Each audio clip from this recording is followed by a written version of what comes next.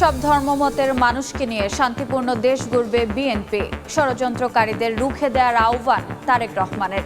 ধানের শীষ জয়ী হলে তিস্তা মহাপরিকল্পনা বাস্তবায়ন। যারা রাজনীতিকে পেশা হিসেবে নেয় তারাই চাঁদাবাজিতে জড়িত। হবিগঞ্জে জামাত আমির ক্ষমতা পেলে জনগণের তহবিল ব্যক্তিগত কাজে ব্যবহার না করার প্রতিশ্রুতি। নির্বাচনের বাকি 4 দিন, শেষ সময়ে প্রচারণা তুঙ্গে। পাড়া মহল্লা গ্রামগঞ্জ চষে বেড়াচ্ছেন প্রার্থীরা। ভোটারের মন জয়ে দিচ্ছেন নানা প্রতিশ্রুতি। এবং 27 দিন লড়াইয়ের পর মৃত্যুর কাছে হার মানতে হলো টেকনাফের শিশু হুজাইফাকে। মিয়ানমারের আরাকান আর্মির ছোড়া গুলিতে আহত হয়ে ভর্তি ছিল নিউরোসায়েন্সে।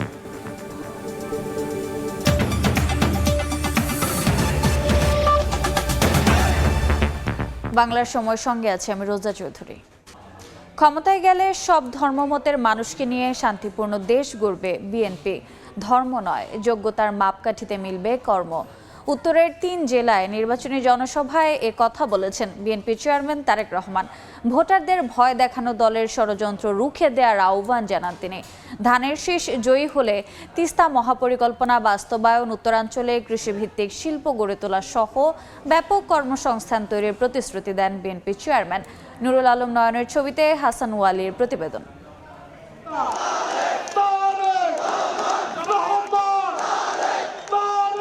দুঃসময়ে দলের হাল ধরে রাখা মির্জা ফখরুল ইসলাম আলমগীরের ঠাকুরগাঁওয়ে তারেক রহমান 22 বছর পর নির্বাচনী জনসভায় অংশ নিতে উত্তরের এই জনপদে বিএনপি চেয়ারম্যান। একটি প্রত্যাশা নিয়ে অপেক্ষা করছে। বেলা 11:15টায় জনসভা স্থলে আসেন তারেক রহমান। তখন বিস্তৃত জেলা স্কুল মাঠ আর ঈদগাহ লোকে লোকারণ্য। ধানের শীষের স্লোগানে উত্তাল পুরো এলাকা।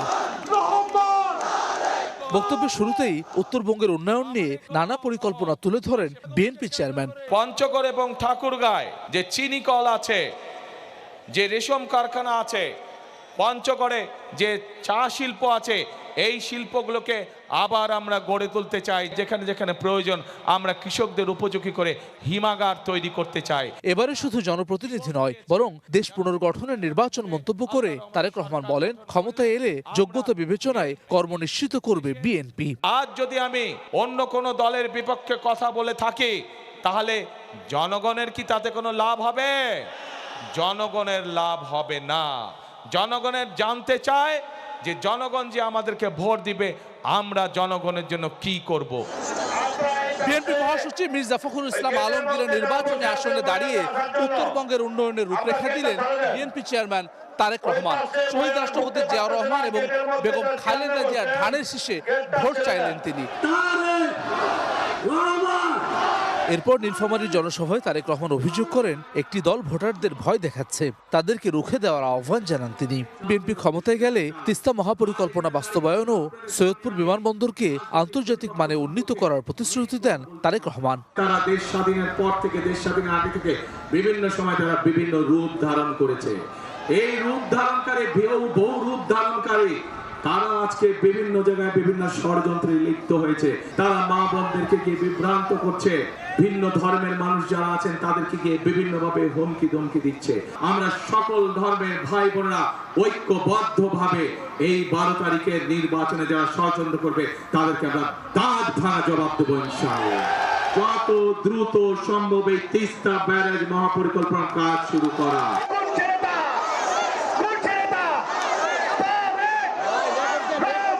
পরে মা বেগম খালেদা জিয়ার গ্রামের বাড়ি দিনাজপুরে জনসভায় যোগ দেন বিএনপি চেয়ারম্যান। এলাকার নাতি হিসেবে ভোট চান তারেক রহমান। বহু বছর পরে আলহামদুলিল্লাহ আল্লাহর আমাদের নানি বাড়িতে এসে আমি খুব ভালো আছি। নাতি দিয়ে আসলো, কিছু তো খাওয়াইলেন না আপনারা, এটা কেমন ভালো কথা হইলো? নাতি যে আসছে নাতিকে কিছু দিতে হবে না? কি দিবে নানি বাড়ির লোক? হ্যাঁ, ভোট দেবেন। কিসে ভোট দেবেন? ধানের শীষে। বক্তব্যে জনগণের অধিকার প্রতিষ্ঠার বিরুদ্ধে যারা ষড়যন্ত্র করছে তাদের বিষয়ে সজাগ থাকার আহ্বান জানান তারেক রহমান। প্রত্যাশিত বাংলাদেশকে যদি গড়ে তুলতে হয় আমাদেরকে দেশের বিরুদ্ধে, জনগণের অধিকার প্রতিষ্ঠার বিরুদ্ধে যারা ষড়যন্ত্র করছে তাদের বিরুদ্ধে আমাদেরকে সতর্ক এবং সজাগ থাকতে হবে। উত্তরের 3টি জেলায় জনসভায় ধানের শীষকে জয়ী করতে প্রার্থীদের পরিচয় করিয়ে দেন বিএনপি চেয়ারম্যান। নির্বাচিত হলে পরে তাদের দায়িত্ব হবে 24 ঘন্টা। হাসান ওয়ালি, সময় সংবাদ। এই এলাকাকে দেখে রাখা। রাজনীতি যাদের পেশা তারাই চাঁদাবাজির সঙ্গে জড়িত বলে দাবি করেছেন জামাত আমির ডাক্তার শফিকুর রহমান। রাজনীতি জামাত নেতাদের কাছে কোনো পেশা নয়, কর্তব্য বলেও মন্তব্য তার। ক্ষমতা পেলে জনগণের অর্থ লোপাটকারীদের শান্তিতে থাকতে না দেওয়ার হুঁশিয়ারি দেন তিনি। সিলেট বিভাগীয় সফরের অংশ হিসেবে বিভিন্ন জেলায় জনসভায় যোগ দিয়ে এসব কথা বলেন জামাত আমির। নির্বাচনে আইনশৃঙ্খলা বাহিনীর প্রতি নিরপেক্ষ থাকার আহ্বান জানান তিনি।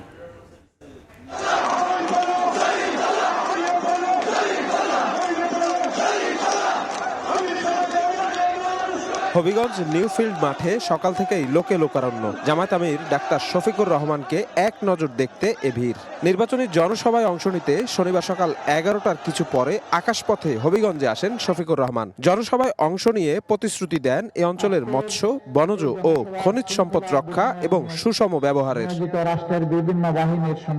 বক্তব্যে বলেন, রাজনীতি যাদের পেশা তারাই চাঁদাবাজির সঙ্গে যুক্ত। তার দলের নেতাকর্মীরা পেশা নয়, রাজনীতিকে কর্তব্য হিসেবে মনে করে বিধায় চরম দুঃসময়েও দেশ ছেড়ে যায়নি। ক্ষমতায় গেলে জনগণের তহবিল ব্যক্তিগত খাতে খরচ না করার প্রতিশ্রুতি দেন জামায়াত আমির। রাজনীতি আমাদের পেশা নয়, রাজনীতিকে আমরা কর্তব্য হিসাবে নিয়েছি। রাজনীতিতে যারা পেশা হিসাবে নিয়েছে, দুর্নীতি, চাঁদাবাজি, মামলাবাজি, লুণ্ঠন এগুলো তারা করে। যদি বাংলাদেশের কোথাও কোনো দুর্বৃত্ত এই অপকর্ম করে, আমি আপনাদেরকে আহ্বান জানাবো, ওকে আপনারা সমুচিত শিক্ষা দেবেন। ঢাকায় আন্দোলনকারীদের ওপর পুলিশের চড়াও হওয়া প্রসঙ্গে জামায়াত আমির বলেন, যাদের কাজ আইন শৃঙ্খলা সমুন্নত রাখা তারাই জনগণের বিরুদ্ধে আইন হাতে তুলে নিলে ফল ভালো হয় না। এ সময় প্রশাসনকে আগামী নির্বাচনে কোনো দলের পক্ষ না নিয়ে 18 কোটি মানুষের পক্ষ নেবার আহ্বান জানান তিনি। নিরপেক্ষ বাদ নির্বাচনের জন্য জনগণের যেমন দায়িত্ব আছে, রাষ্ট্রীয় কর্মকর্তা কর্মচারীদেরও সেই দায়িত্ব আছে। আমরা দোয়া করি তারা কোনো দলের নয়, ব্যক্তির নয়, তারা সেদিন হবেন 18 কোটি মানুষের। হবিগঞ্জের পরে মৌলভীবাজারের কুলাউড়ায় জনসভায় যোগ দেন জামায়াত আমির। বলেন, ক্ষমতায় গেলে চাঁদাবাজি ও দুর্নীতিমুক্ত বাংলাদেশ গড়ে তোলা হবে। আমরা নতুন বাংলাদেশ চাই। এই 12 তারিখ দায়িত্বশীল একটা ভোট আর বাংলাদেশের 300 আসন বা সিট আমরা যুবকদের প্রত্যাশার বাংলাদেশ গড়তে চাই। পরে সিলেট সরকারি আলিয়া মাদ্রাসা মাঠে জনসভায় অংশ নেন জামায়াত আমির। বলেন, ক্ষমতায় গেলে জনগণের অর্থ লোপাটকারীদের শান্তিতে থাকতে দেওয়া হবে না। এমন দেশ গঠন করা হবে যেখানে চা শ্রমিকের সন্তানও দেশের প্রধানমন্ত্রী হতে পারবে। 54 বছরে দেশের টাকা লুটপাট হয়েছে সকল আমলে। কেউ ফিরিস্তা ছিলেন না, বুকে হাত দিয়ে বলতে পারবেন না আমরা ফিরিস্তা ছিলাম। কেউ করেছেন কম, কেউ করেছেন বেশি। শুধু ফ্যাসিবাদী 15.5 বছরে বাংলাদেশ থেকে 28.5 লক্ষ কোটি টাকা বিদেশে পাচার করা হয়েছে। জনগণের এই টাকা যারা চুরি করেছে, আল্লাহ তাআলা আমাদেরকে দায়িত্ব দিলে আমরা ওদেরকে শান্তিতে থাকতে দেব না। এসব জনসভায় গণভোটে হ্যাঁ এর পক্ষে প্রচারণা চালান ডাক্তার শফিকুর রহমান। সিলেটের জনসভার মাধ্যমে জামায়াত আমিরের ঢাকার বাইরের নির্বাচনী প্রচারণার আনুষ্ঠানিক পর্দা নামলো আজ। দেশব্যাপী তিনি বিভিন্ন জায়গায় কর্মসূচি পালন করে জনগণকে মূলত ন্যায় এবং ইনসাফের পক্ষে রায় দেওয়ার জন্য আহ্বান জানিয়েছেন। এখন দেখার বিষয় আগামী 12 ফেব্রুয়ারি কি সিদ্ধান্ত নেয় জনগণ। শফিক মুন্সি, সময় সংবাদ। বাংলার সময় আরও থাকছে। চট্টগ্রাম বন্দরের স্থবিরতা কাটছেই না। 4 দফা দাবি না মানায় ক্ষুব্ধ শ্রমিকরা। কাল থেকে ফের অনির্দিষ্টকালের ধর্মঘটের ডাক বন্দর রক্ষা পরিষদের। অভিযোগ আর পাল্টা অভিযোগে সরগরম শেষ সময়ের প্রচারণা। ভোটারদের কাছে টানতে মরিয়া প্রার্থীরা। যতবার গণতন্ত্র বাধাগ্রস্ত হয়েছে ততবারই বিএনপি রক্ষা করেছে দাবি দলটির প্রার্থীদের। আর দাঁড়িপাল্লার গণজোয়ার দেখে বিএনপি হুমকি ধামকি দিচ্ছে বলে অভিযোগ জামায়াতের।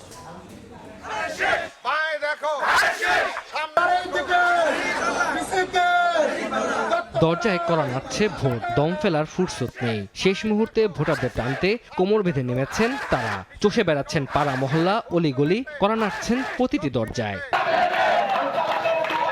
শনিবার দক্ষিণ সুরমার সিলমা ইউনিয়নে প্রচারণা চালান সিলেট 3 আসনের বিএনপি প্রার্থী মোহাম্মদ আব্দুল মালিক। যশোর 3 আসনের বিএনপির প্রার্থী অনিন্দ্র ইসলাম অমিত সদর উপজেলার চাচড়া ইউনিয়নে প্রচারণা চালিয়েছেন। ফরিদপুর 4 আসনে বিএনপির প্রার্থী সদরপুর উপজেলার সদর বাজারে প্রচারণা চালান। এই সময় তিনি অভিযোগ করেন, সাবেক এমপি নিক্সন চৌধুরী বিদেশে বসে এলাকায় তার লোকজন দিয়ে নির্বাচন বানচালের ষড়যন্ত্র করছেন। সর্বদর্শনে ওনার যে বাড়ি যে সংসদ সেখানে নিক্সন চৌধুরীর স্টাফ পিএস এবং তারই ঘনিষ্ঠ লোকরা ওখানে বসে বসে নানান ধরনের ছক তৈরি করছে। কৃষকদের জন্য কৃষি কাজ যাদের থাকবে ফ্রি সার পাবে। যতবার গণতন্ত্র বাধাগ্রস্ত হয়েছে ততবারই বিএনপি গণতন্ত্র রক্ষা করেছে বলে মন্তব্য করেছে কক্সবাজার 1 আসনে বিএনপি প্রার্থী ও দলটির স্থায়ী কমিটির সদস্য সালাউদ্দিন আহমদ। চকরিয়া নির্বাচনী পথসভায় একথা বলেন তিনি। এদিকে একই আসনে জামায়াতের প্রার্থী আব্দুল্লাহ আল ফারুক চকরিয়ায় ভোটারদের দ্বারে দ্বারে যান। জনগণ এখন একটা পরিবর্তন চাই, দুর্নীতিমুক্ত একটা বাংলাদেশ চাই। এই দেশ একটি মেধা নির্ভর, জ্ঞান নির্ভর, প্রযুক্তি নির্ভর বাংলাদেশ হিসেবে গড়ে তুলব ইনশাআল্লাহ। এদিকে যশোরে নির্বাচনী পথসভায় কুমিল্লা 4 আসনের প্রার্থী এনসিপির দক্ষিণাঞ্চলের মুখ্য সংগঠক হাসনাত আব্দুল্লাহ মন্তব্য করেন, দেশের একটি পক্ষ আবারও ভারতের দালালি ও গোলামি করার প্রস্তুতি নিচ্ছে। পঞ্চগড়ের আটাউরি উপজেলার আলোয়াখোয়া ইউনিয়নের প্রচারণা চালান 11 দলীয় জোটের প্রার্থী সার্জিস আলম। আমরা তো জানি ভোটলার পর আমরা ফের আগের রূপটা ফিরে যাবে। নেতা উপরে হায়ের পক্ষে অবস্থান নেয়, কিন্তু কর্মীরা গোপনে ন্যায়ের পক্ষে অবস্থান নিচ্ছে। নির্বাচনের প্রচারণার পাশাপাশি গণভোটের পক্ষেও প্রচারণা চালান প্রার্থীরা। তানজিল হাসনাত, সময় সংবাদ। মেহেরপুরে বিএনপির নির্বাচনী অফিসের পাশে দুটি বোমা সদৃশ বস্তু উদ্ধার করা হয়েছে। সকালে গাংনীর আমতুল গ্রামে বিএনপির অস্থায়ী নির্বাচনী কার্যালয়ের পাশে লাল টেপ দিয়ে মোড়ানো দুটি বস্তু দেখেন স্থানীয়রা। খবর পেয়ে ঘটনাস্থল থেকে বোমা সদৃশ বস্তু দুটি উদ্ধার করে ধারণা করা হচ্ছে নাশকতার উদ্দেশ্যে প্রতিপক্ষের লোকজন রাতে কার্যালয়ের পাশে বস্তু দুটি রেখে গেছে।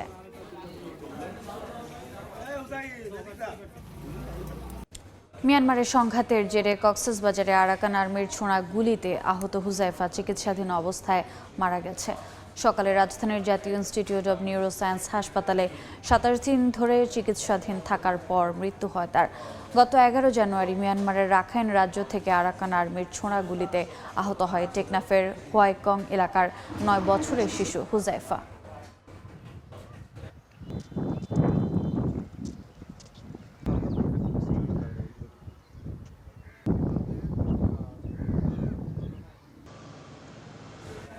বাংলার সময় আরও থাকছে।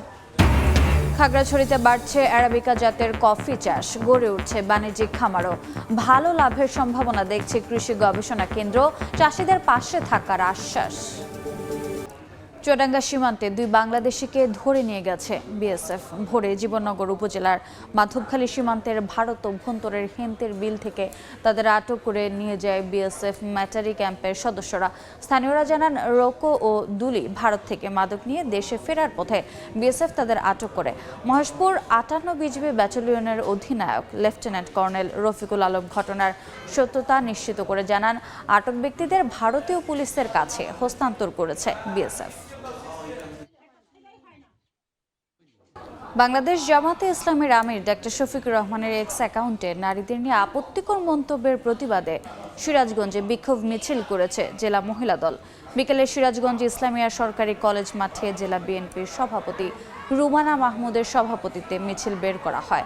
পরে আলোচনা সভা করা হয়। এ সময় বক্তারা জামাতে ইসলামের আমির ডক্টর শফিকুর রহমানের এক্স অ্যাকাউন্টে নারীদের নিয়ে আপত্তিকর বক্তব্যে তীব্র নিন্দা ও প্রতিবাদ জানান।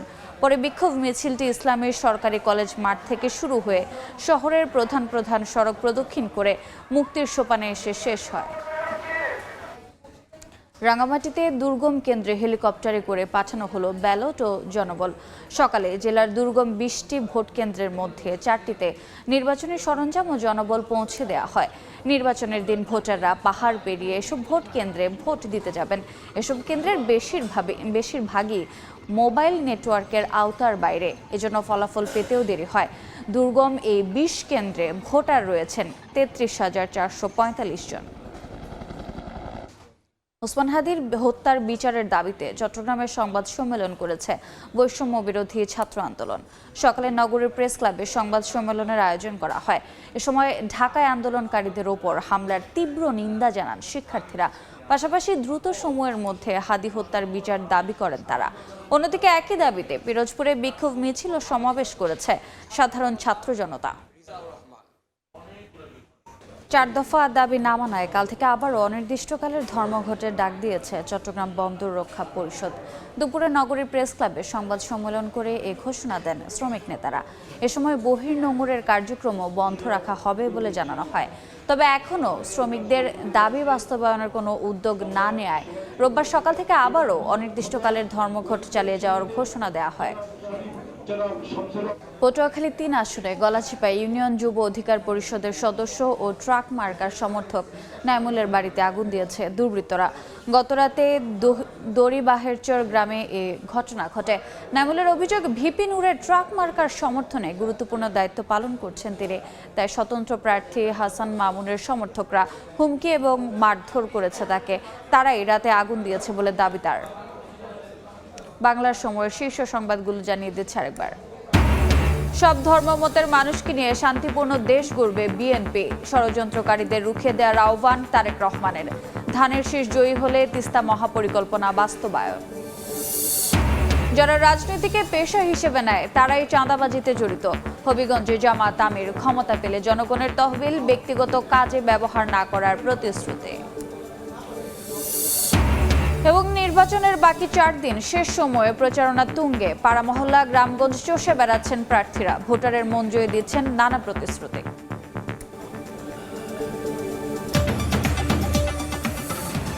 এ ছিল বাংলার সময়। এরপর সন্ধ্যার সময় নিয়ে সঙ্গে থাকবেন গোলাম রাব্বি।